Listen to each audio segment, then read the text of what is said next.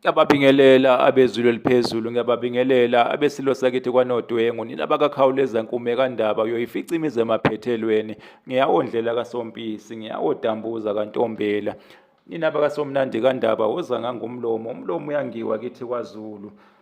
Lona obingelelayo ngumntungwa ukholo ngwakwaKhumalo kwiKholo Khumalo TV ku-YouTube. Ngethemba bonke abenkosi basaphila. Ake sihlala amagqozo bakwethu sibheke-ke uNdlovu, sibheke-ke uNdlovu, UGamafanana-ke uNdlovu. Babe baningi-ke oNdlovu-ke endulo. Wayekhona uNdlovu kwaMpungose, wayekhona uNdlovu kwaMaseko. Wayekhona-ke futhi-ke uNdlovu-ke kwaKhumalo nina beqhawe, kanti-ke kwaNcamalala kwakunoMdlovu nina beqhawe, hhayi uNdlovu nina beqhawe. Ngakho-ke oNdlovu babe baningi-ke endulo nina beqhawe. Kanti-ke futhi-ke kukhona-ke noNdlovu-ke lona oseyisibongo-ke namhlanje. uNdlovu-ke oseyisibongo-ke namhlanje uphuma-ke kubeSuthu, imvelaphi yakhe ikubeSuthu, laba abeSuthu abayibiza ngokuthi bangabaXhowu nina beqhawe. Ukhokho wabo labo beSuthu nguXhowu nina beqhawe, kuyileso sizathu beyibiza ngokuthi bangabaXhowu noma babaXhowung nina beqhawe. Kuyilapho-ke kuphuma khona-ke abakwaNdlovu, oGatsheni, oMpongokazingelwayo, oNdlovu zidla ekhaya ngokweswela belusi, zazizeluswa uDemezane intombazana, uMthiyane ngokuthiya amadoda emazibukweni, oboya benyathi buyasonga buyasombuluka nina beqhawe. ONdlovu-ke labo-ke abaphuma-ke kubeSuthu, abangaxhumene noNdlovu-ke wakwaMpungose, abangaxhumene noNdlovu wakwaKhumalo, abangaxhumene-ke futhi noNdlovu wakwaMaseko nina beqhawe, nina bezulu eliphezulu. ONdlovu-ke labo-ke ababeSuthu, yibona-ke labo asebeyisibongo-ke namhlanje nina beqhawe, nina bezulu eliphezulu. uNdlovu-ke wakwaMpungose-ke wayezalwa-ke nguKhuba nina beqhawe. uKhuba-ke isithakazelo kwesigqama kakhulu-ke ey'thakazelweni-ke zakwaMpungose-ke namhlanje. Umfowabo-ke kaNdlovu-ke wakwaMpungose kwakuwuTetemane-ke igama lakhe nina beqhawe. Naye-ke uTetemane-ke uyagqama-ke ey'thakazelweni zakwaMpungose, noNdlovu naye-ke uyagqama-ke ey'thakazelweni-ke zakwaMpungose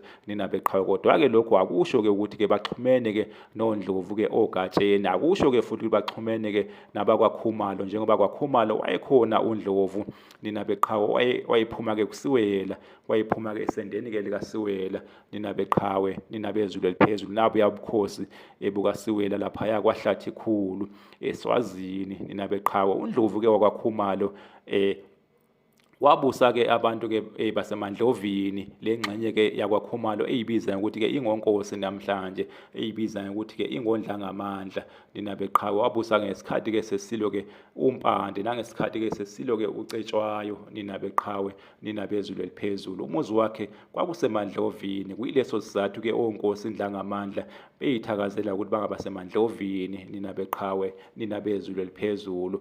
Bese kuba khona-ke uNdlovu-ke wakwaMaseko nina beqhawe, njengoba-ke sizwa-ke abantu bakwaMaseko bayithakazela ngokuthi-ke bangokhubonye-ke kaNdlovu nina beqhawe. Kodwa-ke uma sebesho abantu bakwaMaseko bathi-ke uKhubonye wayengazalwa-ke uNdlovu nina beqhawe. Bathi-ke uKhubonye-ke ubaba wakhe kwakuwuNdinane kalombaba kaNdlovu nina beqhawe, ukuchaza ukuthi-ke uNdlovu wabeke ewumkhokho kuKhubonye. Bathi-ke bona-ke uKhubonye wazala-ke uMaseko kanye-ke noSimelane, ngokusho kwabo-ke abantu bakwaMaseko amaNcamane. Akubeka-ke kanjalo-ke umlando wabo, awubeka-ke kanjalo-ke amaNcamane nina beqhawe, nina-ke bezulu eliphezulu. Wayekhona-ke futhi-ke omunye-ke uNdlovu kwaKhumalo nina beqhawe, useyisibongo-ke naye-ke namhlanje-ke. Kodwa-ke leso sibongo-ke asitholakali-ke lana kwaZulu, sitholakala-ke e-Eastern Cape nina beqhawe, eMpumalanga Koloni nina bezulu eliphezulu. uNdlovu-ke wakwaKhumalo, lo Ndlovu-ke wesibili wakwaKhumalo engikhuluma ngaye-ke, wayephuma-ke esendeni-ke likaDubandlela. Wayekhona futhi-ke uDubandlela kwaKhumalo. uDubandlela phela-ke bakwethu simazi-ke engowakwaCeyele, cha nakwaKhumalo wayekhona uDubandlela.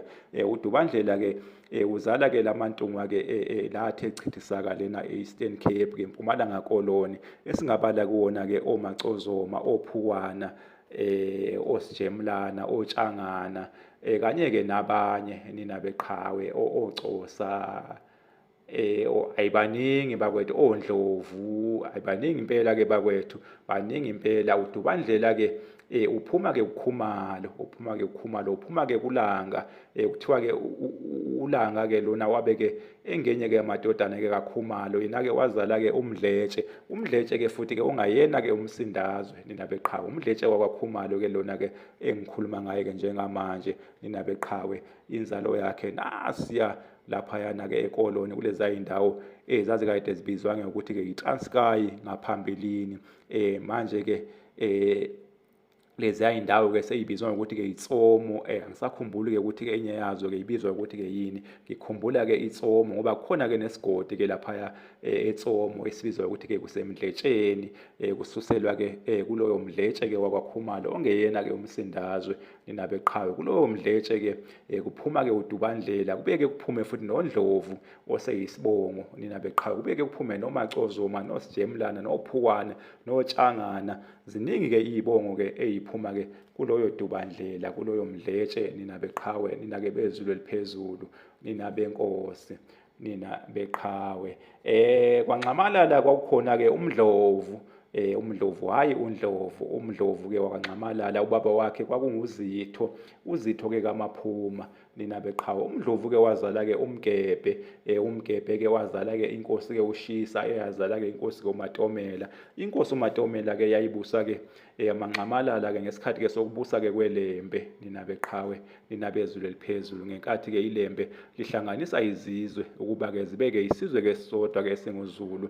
Amanxamalala-ke wona ayibuswa-ke inkosi uMatomela nina beqhawe. Yayikhona futhi-ke inkosi uMatomela nakwaNgubane nina beqhawe. Sazoke-ke sichaze-ke ngayo ngelinye-ke ilanga nina beqhawe. Ngakho-ke babe baningi-ke oNdlovu bakwethu, oNdlovu abangaxhumene-ke noNdlovu-ke uGatsheni nina beqhawe. Ake ngime-ke lapho nina beqhawe. Baphile-ke abeSilo, baphile abakaQamulankomba elahlekile, zofa uMdlebe kwaSoshangane.